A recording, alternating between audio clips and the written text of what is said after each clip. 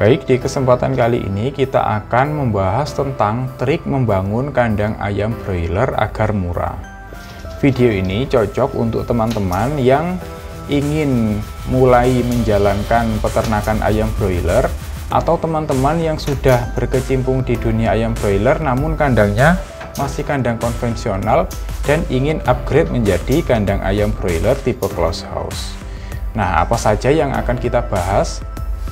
Trik untuk membangun kandang, pertama adalah mengetahui standar harga pasaran, yang kedua adalah memahami sifat kontraktor subsidi silang, yang ketiga adalah melakukan survei harga peralatan kandang, keempat adalah pemilihan bahan bangunan atau gedung kandang, yang kelima adalah cara menabung bahan. Nah, kita akan bahas satu persatu lebih detail. Pertama adalah mengetahui standar harga pasaran pembuatan kandang. Jenis-jenis kandang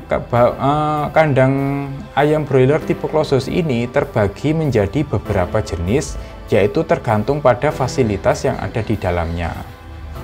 Mulai yang paling sederhana yaitu tempat pakannya manual, kemudian air minum sudah menggunakan nipple, ada blower, ada cell deck, dan masih menggunakan sekam. Nah, ini biasanya dibanderol dengan harga Rp45.000 per ekor check-in. Jadi semisal kita ingin membuat kandang dengan kapasitas 10.000. Nah, kalau harga pembuatan kandangnya Rp45.000 per ekor check-in, maka kita kalikan antara Rp45.000 dikalikan dengan 10.000 ekor. Hasilnya adalah Rp450 juta.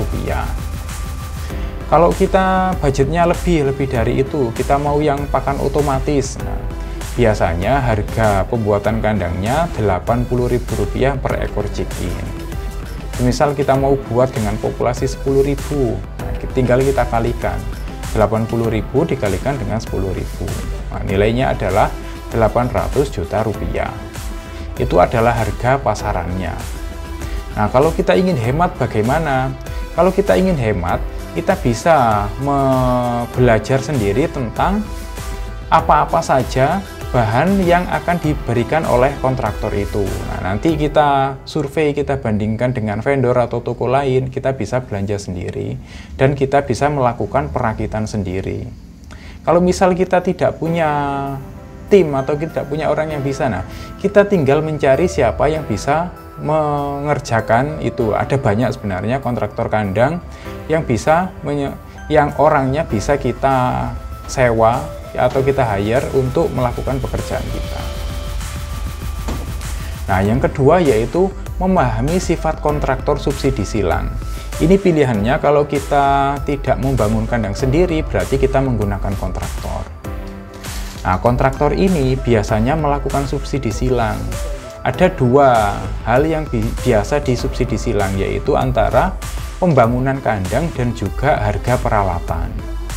Ada kalanya kontraktor A dalam pembangunan kandang mereka tidak mengambil keuntungan, tapi mereka mengambil margin yang besar pada harga peralatan kandangnya.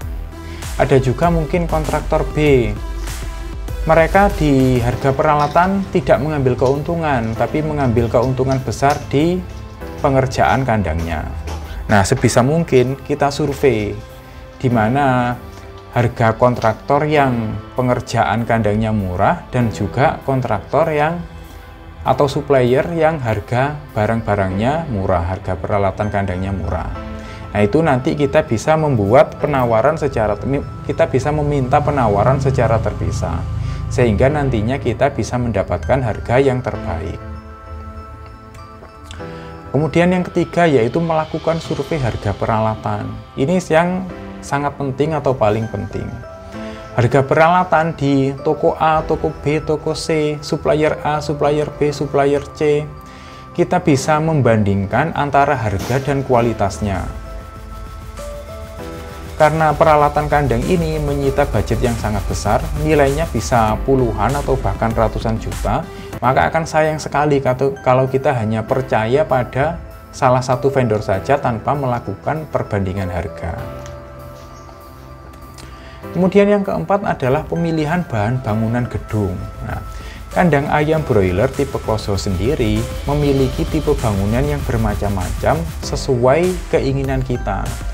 Kita bisa membuat bangunan yang semi permanen dengan menggunakan terpal. Kalau menggunakan terpal ini, keuntungannya bisa dibuka tutup. Jadi semisal ada listrik mati, genset tidak bisa dipakai, tirai bisa dibuka.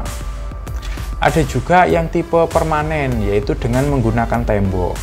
Mau tembok yang berbahan batako, bata merah, atau bata ringan. Kalau jenisnya permanen, berarti tidak bisa dibuka tutup. Nah, mana yang lebih murah? Kita bisa membandingkan antara keduanya. Mungkin sekilas menggunakan terpal akan murah. Nah, hal itu belum tentu juga, karena kita juga harus mengingat bahwa terpal itu umurnya tidak panjang. Mungkin hanya maksimal sampai 3 tahun atau 4 tahun saja sudah memerlukan pergantian. Sedangkan kalau kita memakai bahan yang permanen seperti tembok, nah, tembok ini umurnya bisa sampai puluhan tahun. Yang keempat adalah cara menabung bahan. Nah, kalau kita budgetnya minim, pada saat kita membangun kandang, kita bisa menabung bahan, yaitu kita menabung bahan-bahan yang kemungkinan besar akan naik. Semisal kabel listrik. Kabel tembaga ini harganya cenderung naik dari waktu ke waktu. Sedangkan ada juga bahan-bahan atau barang-barang yang nilainya itu tidak naik, bahkan cenderung turun. Semisal harga kipas blower. Kipas blower ini dari waktu ke waktu harganya cenderung turun. Jadi sebaiknya kalau kita punya budget, tapi pembangunannya masih butuh waktu, jangan sampai membeli kipas blower duluan. Lebih baik kita membeli bahan yang kemungkinan akan naik kita dulukan, yaitu kabel listrik atau terpal atau bahan-bahan yang lainnya. Kita prediksi mana yang akan naik. Oke, demikian pembahasan kita tentang trik membangun kandang ayam broiler agar jatuhnya lebih murah. Kalau kalian ada tambahan atau pertanyaan, silahkan tulis di kolom komentar. Terima kasih.